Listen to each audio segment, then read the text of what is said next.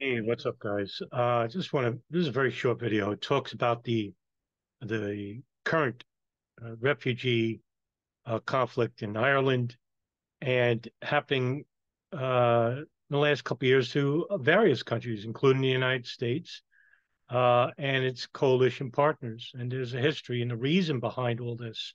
And it seems that people tend to lose sight of what makes a refugee in the first place and how they became a refugee to begin with. And there's always a starting point in history that you have to go back to, just like how I treat 9/11.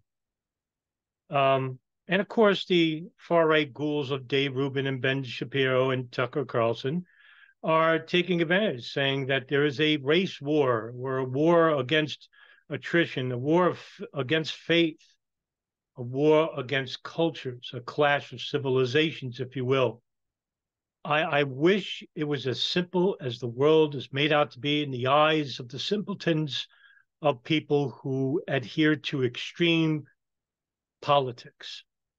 No better than those of the extreme left that rail against the ardent principles of nationalism when they themselves are about anarchy and displacement and about anti-government and no future and there's no plan to live amongst each other, that their principles are correct.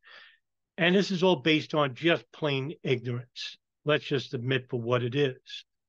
Ignorance is a complete and abject uh, mind virus that I find to be much more dangerous than, say, COVID. Yeah, COVID will kill you, I guess, in certain instances. But ignorance is generational because it's being taught to these people's children, in which you see the cycle of violence always reciprocating. So, what's going on in Ireland? Why is there a clash of civilizations if they claim to be correct? Why is this happening? Well, it started in 2003, and it started in response to the 9/11 attacks. Let's take the invasion of Afghanistan, if you will. This was the first war that started against bin Laden and Al Qaeda, which transferred over to the whole country against the Taliban. It was also the longest war in U.S. history, a war that made 5.5 million refugees. Now, a lot of those refugees situated in Pakistan and Iran. A lot of these Afghan refugees are Hanafi. They are native to just the country itself, familiar with the region and not very familiar with Europe. These people don't travel much. And some of these people basically are living in tents and living in neighboring countries that have created their own refugee crisis and a branch out effect. That's 5.5 million approximately, according to worldvision.com. And then we had the invasion of Iraq, which was an illegal war by the United States and its coalition partners. When I say coalition partners, I'm talking about Canada, Australia, France, Germany, Italy. These are the countries that are facing a refugee crisis of Iraqis. And how many refugees came out of this war? Approximately 1.3 to 2 million refugees. And we destroyed a country that did nothing. Basically, this is a country that was blamed for the 1993 World Trade Center bombing, blamed for 9/11, and it was based on the tortured representation of Sheikh Ibn al-Libi, who was an alleged terrorist leader of a terrorist training camp, but was not connected to al-Qaeda, and basically said that al-Qaeda and the Iraqi military were procuring chemical and biological weapons. And then there was this fabrication made by Israeli intelligence that Mohammed Atta, one of the leaders of the 9/11 attacks, had went to Prague and met with officials there about getting chemical weapons, and that was untrue as well. And this war was an outright lie. It was based on an outright lie, and it was illegal because the United States government and the Israeli military service lied. And we destroyed the lives of millions of people there, creating 1.1 to about 2 million refugees, depending. We don't know the true numbers. Where'd those people go? Well, they went all over. Some of them went here in the United States. They went to France. They went to Germany. They went to Spain, flooded the areas. And these countries, the governments did, they took them in because these socialist liberal governments took them in because they felt bad. Meanwhile, these are the same people that advocated for the conflict itself. So what happened? 8 to 10 years from now, all these refugees were coming in the country and they're situated. Now there's a migrant problem.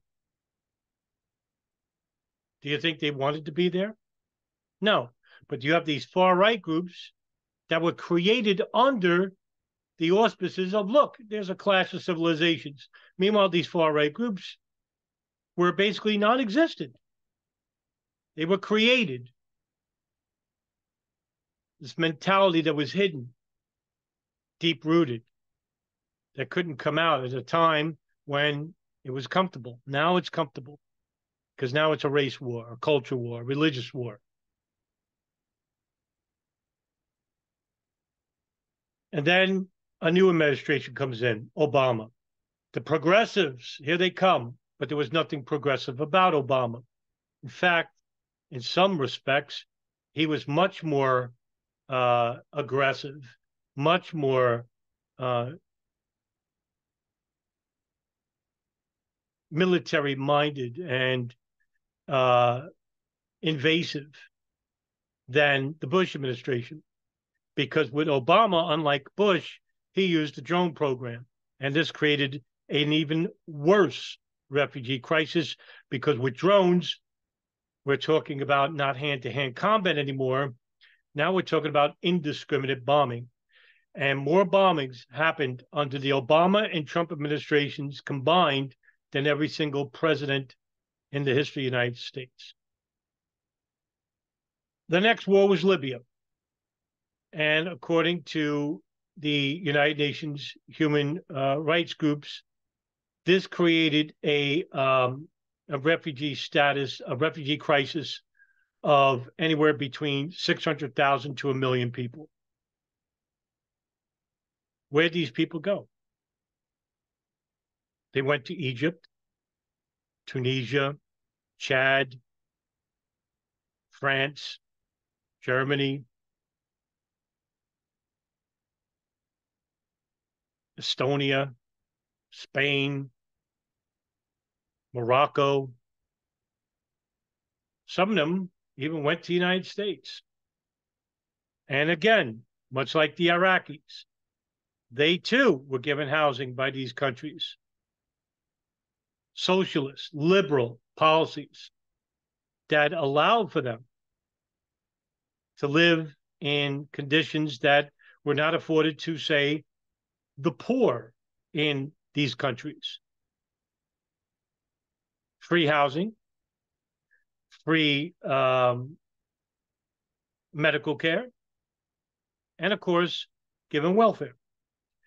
And a lot of these are young men who can travel while their wives and their sisters were held in refugee camps in neighboring countries that were close because they couldn't travel across the Mediterranean or they couldn't travel long distances because they got children and whatnot left behind.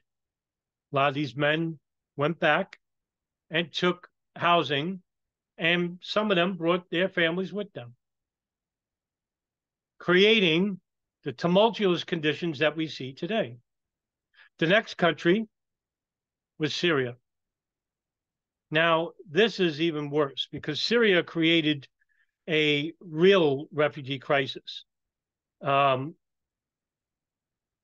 the United States is at fault here because while they're fighting against the Islamic State, excuse me, and Al-Qaeda affiliates, the CIA, through General David Petraeus, along with the help of Israel, Saudi Arabia, and Turkey, gave aid to the very people that we're supposed to be at war with, Salafi terrorists, through a program called Timber Sycamore. I've covered this extensively. And this conflict helped to expand. And Syria is a very big country, which created the largest migrant refugee exodus in Middle East history. 5.5, according to Amnesty International, Human Rights Watch, and the International Center for Red Cross. A number of those reports reported that somewhere between 4 to 5 to anywhere up to 5.5 million refugees created by